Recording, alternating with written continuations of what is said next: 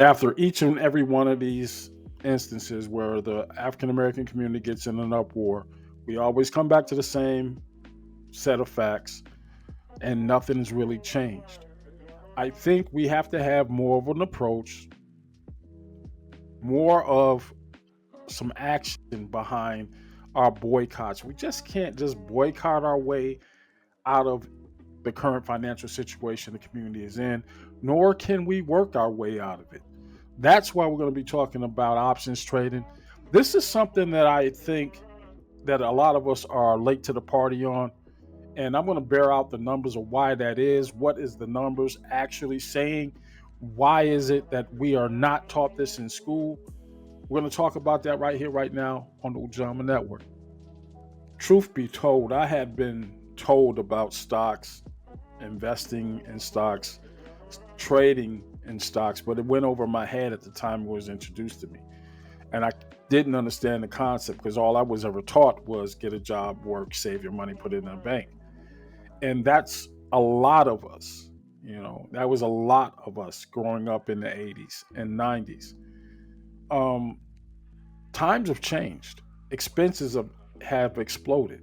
You can't work your way out of a rent hole right now. The times of being able to afford an apartment on one salary are nearing an end. And for many people, they have ended years ago. You need two incomes in in the society today. That's just what it is. We could buy cars, used ones, albeit, and still manage to get an apartment and pay for all your bills at one point in time. That's a Herculean task right now.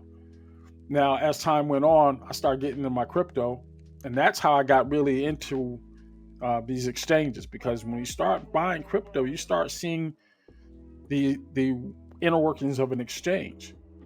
Um, Prior to me buying crypto, I was mining it. So I was introduced that way gradually into the technology that I was already using, and I start seeing more and more things. Now we're back at that full circle moment.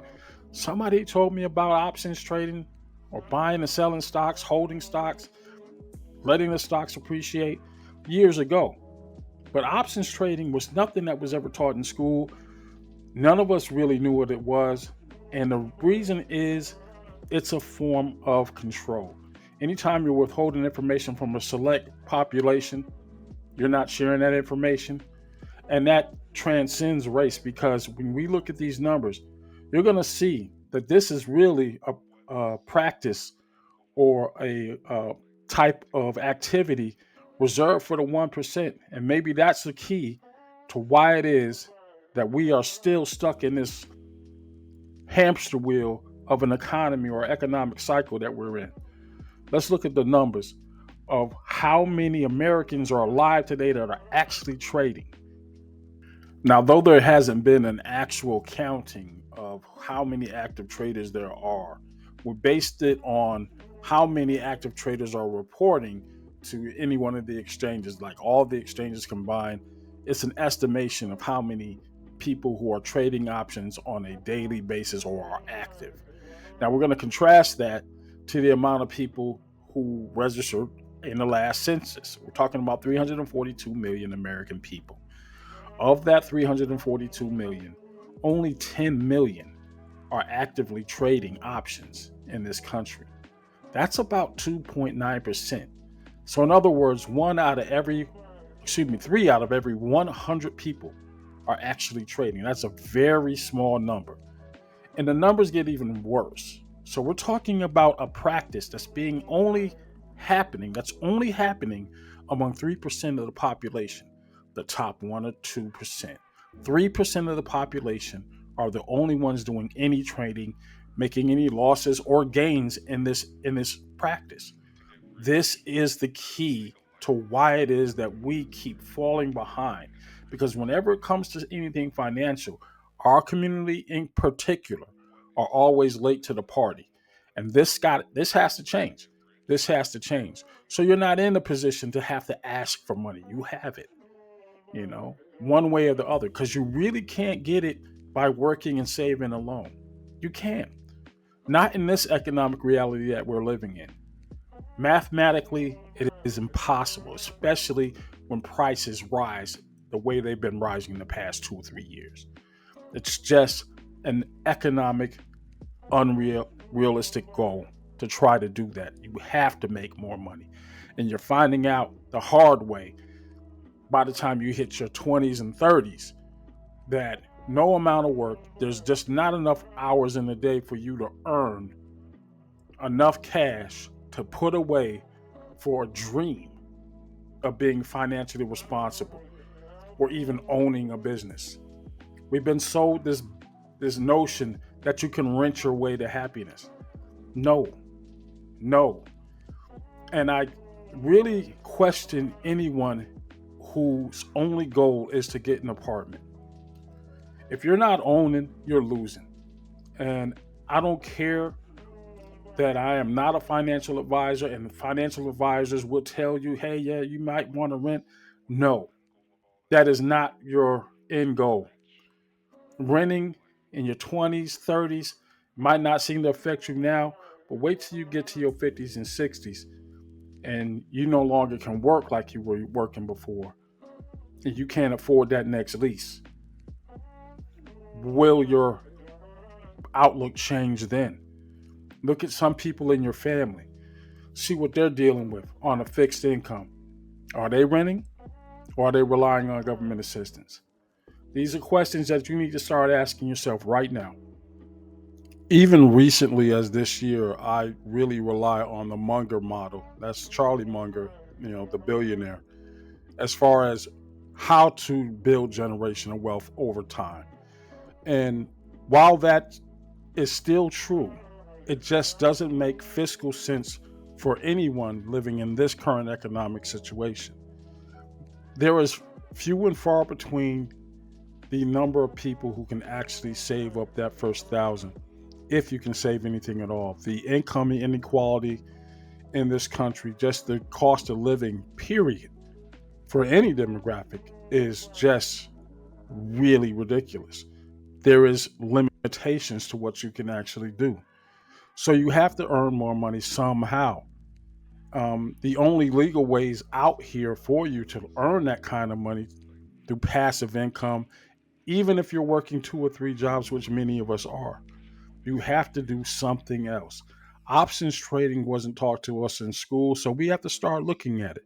And there's a reason why we're consistently on the bottom rung. When you look at the ethnic breakdown of who's actively trading, just among the African American population, factoring out everything else, only 2% of our total African American population, that's African American, foundational Black Americans, Caribbeans, uh, people transplanting from Africa, 1.9%. So roughly 2% of the total 47 million Black people alive in this country today are actually trading. That breaks down to about 900,000 people. Less than 1 million of those investors are Black, of the total number of investors in the options market. This is something that has to change. Um, that number is dwarfed by the 6.3 million of white investors. And then you have Hispanics at 1.4 million. The Asian community overrepresents themselves. 1.2 million investors. Again, all of these numbers are pitiful. When you're talking about 93% of Americans, 93% of the 340 some odd million people are just not using options trading. That's just a reality. It is a practice among the people who know. Now, am I saying jump into this thing willy nilly? Just hey, throw some money around and hope something's going to happen? No. You definitely need to speak to financial advisors, but you need to learn what and how and who and what. I've got some videos out here. I'm going through the journey myself. Get yourself involved in some groups. There are people out here willing to teach you, some more expensive than the others. I'm not going to endorse any of them right here, right now, but you need to start checking around. There's plenty of information out there. Stay away from scammers. Stay away from scammers.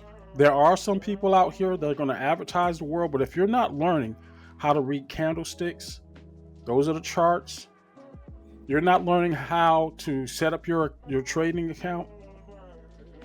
Be the path out that door. You need to know that now, this week, so that you're not caught off guard or unaware when fluctuations in the market happens.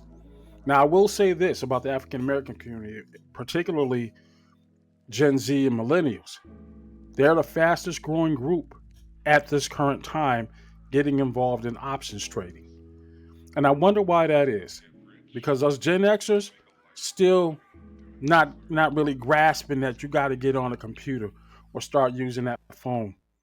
But honestly, you got to get you a computer. You need to be able to see these charts so you can learn. Period. Period.